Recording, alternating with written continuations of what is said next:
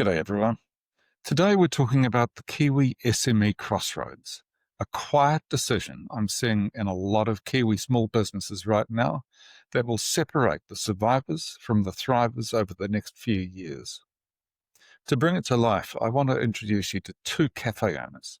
The first is Sarah, who runs a cafe on K Road in Auckland. It's early December, first properly warm Saturday of summer. She's rolling up the door, turning on the coffee machine and doing the mental maths she has been doing all year. Her sales are up a couple of % on last year. On paper, that looks okay, but food costs are up more like 6%. Her power bill jumped again in November. Her fixed loan, which she locked in at a nice rate back in 2022, is about to roll on to more than 7%. She has 2 kids at high school and more than 300 grand still owing on the business. She's working 60-plus hours a week, and there is no slack left in the system or in her. Now, shift the camera across the Tasman to Torquay on the Victorian surf coast. Matt runs a cafe there. Same sort of story. He's owned it about the same length of time. He survived lockdown, had the big post-COVID rush, and he carries the same weight of wages, rent, and suppliers. But 2 years ago, Matt had his own breaking point and chose to change one thing. Not everything, one thing. He put in a simple online ordering system so the Dawn Patrol surfers could order on their phones on their way to the beach. He tidied up his back office systems. He locked in a better power deal instead of just opening the next "we're putting your prices up" letter and sign. He still works hard, but the shape of his week is different. Each extra order drops more profit to the bottom line. He sleeps a little better because he is not waiting for the economy or the Reserve Bank to rescue him. Sarah and Matt are standing on opposite sides of the same invisible line.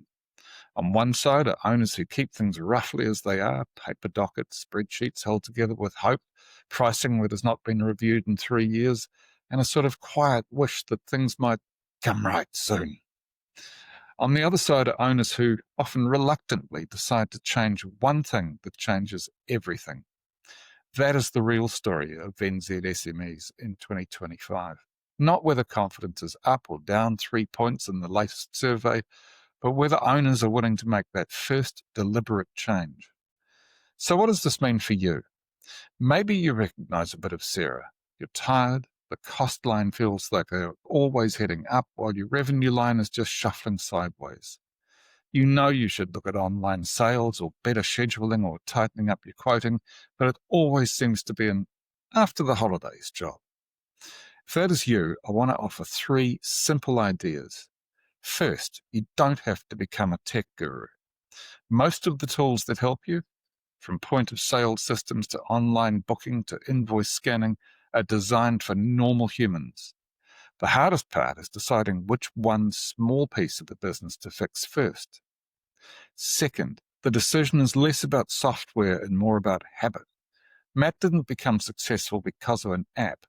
He became successful because he stopped letting the business happen to him and chose to work on the way it runs, not just work in it. Third, you do not have to do this alone. Every day I talk with owners around the country who are at that same crossroads. Often the first step is simply naming where the real pressure is. Is it margins? Is it energy? Is it debt? Is it your own energy levels? From there, we can sketch out 1 or 2 practical changes you could make over the next 3 months that would actually move the dial.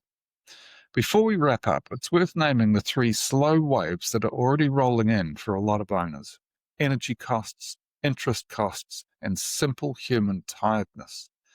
Power and gas are not going backwards anytime soon. Loan rollovers are landing hard, and many owners are carrying 8 or 10 years of constant strain. You can't magic those waves away, but you can decide whether you meet them with the same leaky boat or with a slightly stronger hull and a clearer map. So here's my challenge for you as we head into summer. Pick one thing, just one. It might be finally shifting your quoting into a proper system. It might be sorting your online presence so customers can actually buy or book when it suits them. It might be reviewing your price line by line so you are not quietly subsidizing your customers. Whatever it is, write it down, give it a date, and tell someone you trust you are going to do about it. Then, if you'd like a sounding board as you work that, shall we try that again? Then, if you would like a sounding board as you work that through, you are very welcome to get in touch. This is exactly the work we do at Regeneration HQ, helping SME owners exit well, lead better, and find the missing profit in the businesses they already have. You'll find the full article and a bunch of other straight-talking pieces for NZSME owners over at the Regen HQ website. Link in the description. Thanks for watching. Look after yourself this summer, and I'll see you back here soon. Okay, cheerio.